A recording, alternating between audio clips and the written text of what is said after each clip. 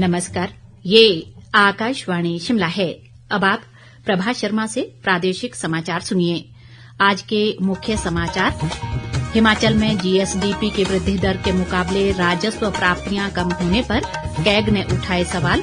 राजस्व खर्चों में 18.69% का इजाफा। मुख्यमंत्री ने कहा, प्रदेश में केवल जरूरत के आधार पर खोले जा रहे हैं नए संस्थान।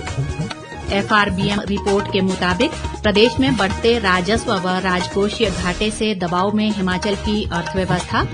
और प्रदेश विधानसभा का शीतकालीन सत्र अनिश्चित काल तक के लिए स्थगित। अब समाचार विस्तार से। नियंत्रक महालेखा परीक्षक कैग ने प्रदेश में राजस्व प्राप्तियों व सकल घरेलू उत्पाद की बढ़ोतरी की दर में अंतर होने पर सवाल खड़े किए हैं। धर्मशाला के तपोवन में शीतकालीन सत्र के आज अंतिम दिन मुख्यमंत्री सुखविंदर सिंह सुक्खू ने कैग रिपोर्ट पेश की। रिपोर्ट में कहा गया है कि राजस्व प्राप्तियों व जीएसडीपी की बढ़ोतरी की दर में भारी अंतर को कम करने की जरूरत है। कैग की रिपोर्ट के मुताबिक वित्त वर्ष 2018-19 में प्रदेश की राजस्व प्राप्तियां 14,08,383 करोड़ रुपए के मुकाबले 2022-23 में बढ़कर 19,05,405 करोड़ रुपए हो गई। कैग ने रिपोर्ट में कहा कि जीएसडीपी में बढ़ोतरी की दर 7.26% रही, लेकिन इसी अवधि के दौरान राजस्व प्राप्तियों में महज 2.09% की बढ़ोतरी आंकी गई है। कैग ने राजस्व प्राप्तियों की बढ़ोतरी की दर में और सुधार की जरूरत बताई है।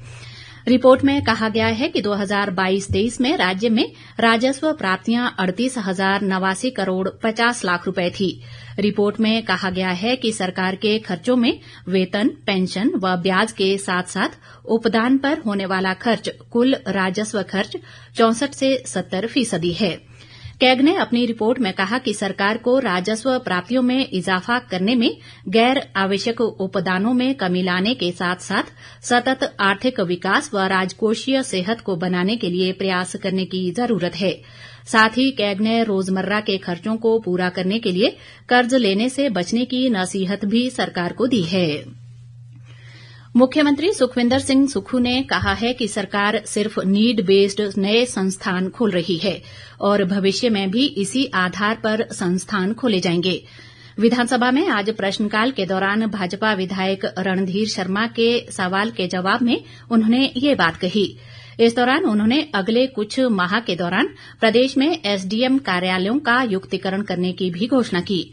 मुख्यमंत्री ने मूल प्रश्न के उत्तर में कहा कि जरूरत के आधार पर सरकार ने 37 संस्थान खोल दिए हैं, जबकि 103 संस्थान खोलने की अधिसूचना जारी कर दी गई है और इन संस्थानों के लिए नियुक्तियां की जा रही हैं।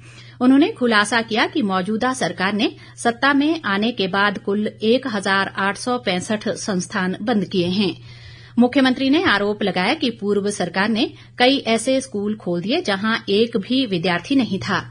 उन्होंने कहा कि मौजूदा सरकार ने ऐसे संस्थानों का सर्वे करवाया और फिर बंद करने का निर्णय लिया गया। सुखविंदर सिंह सुक्खू ने विधायक हंसराज के प्रतिपूरक सवाल के जवाब में कहा कि चुराहा विधानसभा क्षेत्र में बिजली का मंडल खोलने के लिए सर्वेक्षण किया जाएगा। मुख्यमंत्री ने नेता प्रतिपक्ष द्वारा उठाए गए मुद्दों के जवाब में कहा कि उनकी सरकार ने सिर्फ 1 अप्रैल 2022 के बाद खोले गए संस्थानों को ही बंद किया है। इस मुद्दे पर राकेश जम्वाल, बिक्रम सिंह ठाकुर और अन्यों ने भी प्रतिपूरक सवाल पूछे। विधायक सतपाल सिंह सत्ती के एक सवाल के जवाब में मुख्यमंत्री ने कहा कि प्रदेश सरकार कांगड़ा केंद्रीय सहकारी बैंक व राज्य सहकारी बैंक और कृषि व ग्रामीण विकास बैंक में नए सिरे से वन टाइम सेटलमेंट योजना लाएगी। हिमाचल प्रदेश में बढ़ते राजस्व व राजकोषीय घाटे के साथ साथ पेंशन व उपदानों पर होने वाले खर्च पर बढ़ोतरी से अर्थव्यवस्था पर दबाव और बढ़ा है। मुख्यमंत्री सुखविंदर सिंह सुक्खू ने शीतकालीन सत्र के अंतिम दिन आज एफआरबीएम की रिपोर्ट सदन में पेश की। रिपोर्ट के मुताबिक मौजूदा वित्त वर्ष में दिसंबर माह तक राजस्व घाटा बजट अनुमानों से 1,493 करोड़ 25 लाख रुपए अधिक रहने का अनुमान है। राजस्व घाटा बढ़ने की वजह वेतन, पेंशन और उपदानों पर होने वाला अधिक खर्च है। 1,493 करोड़ रुपए की बढ़ोतरी के साथ राजस्व घाटा बढ़कर 6,006 करोड़ 86 लाख तक पहुंचने का अनुमान एफआरबीएम में लगाया गया है।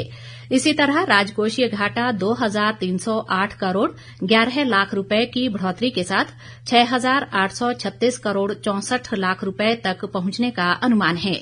बढ़ते खर्चों के साथ साथ प्रदेश में राजस्व प्राप्तियों का अनुमान भी गड़बड़ाया है।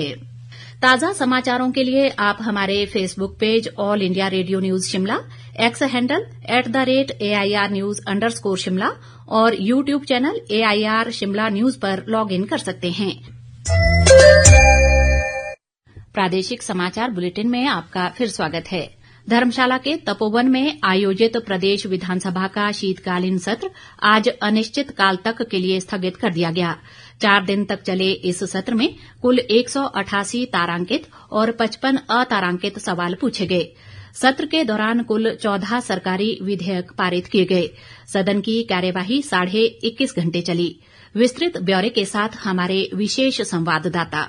धर्मशाला के तपोवन में 4 दिन चला विधानसभा का शीतकालीन सत्र आज अनिश्चित काल तक के लिए स्थगित हो गया। ये सत्र कई मायनों में ऐतिहासिक रहा, क्योंकि इस दौरान पहली बार लोकसभा की तर्ज पर जहां शून्यकाल की व्यवस्था शुरू हुई, वहीं नेवा यानी नेशनल ई विधान एप्लीकेशन के लागू होने से प्रदेश विधानसभा की कार्यवाही देश भर में कहीं भी देखने को मिल रही है। विधानसभा अध्यक्ष कुलदीप सिंह पठानिया ने बताया कि ये सत्र प्रदेश विधानसभा के इतिहास में हमेशा के लिए याद रखा जाएगा। हम नेशनल ई विधान एप्लीकेशन के ऊपर आए नेवा पर, और नेवा की शुरुआत धर्मशाला के विधानसभा के इस परिसर से हुई है। हिमाचल प्रदेश का हर व्यक्ति दुनिया के किसी भी कोने में बैठे बैठे हिमाचल प्रदेश में क्या हुआ, क्या कार्रवाई हुई, वो सारा उसके माध्यम से जो है देख सकते हैं। उन्होंने बताया कि सत्र में कुल 188 तारांकित और 55 अतारांकित सवाल पूछे गए और शून्यकाल के दौरान कुल 26 मामले विधायकों ने उठाए। मेरे प्रयास रहे कि जो भी विषय इस मान्य सदन में, चाहे वो सत्ता पक्ष से आए, विपक्ष से आए, उन सभी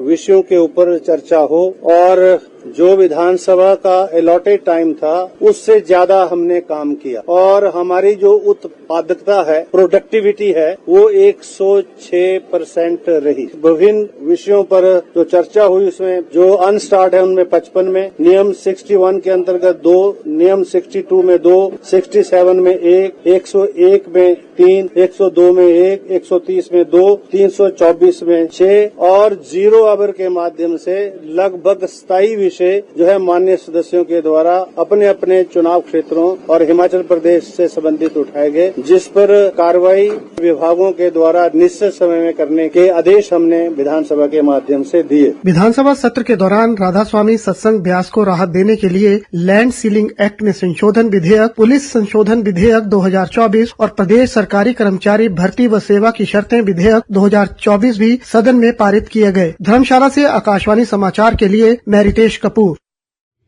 प्रदेश उच्च न्यायालय ने अटल सुपर स्पेशलिटी आयुर्विज्ञान संस्थान चमियाना में 6 ओपीडी को फिर से खोलने के आदेश दिए हैं।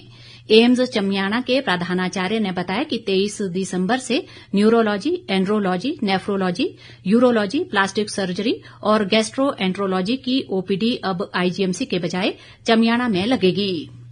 मुख्यमंत्री के राजनीतिक सलाहकार सुनील शर्मा बिट्टू ने कहा है कि मुख्यमंत्री सुखविंदर सिंह सुक्खू हिमाचल को शिक्षा, स्वास्थ्य और रोजगार सहित सभी क्षेत्रों में आगे ले जाने के लिए लगातार कार्य कर रहे हैं।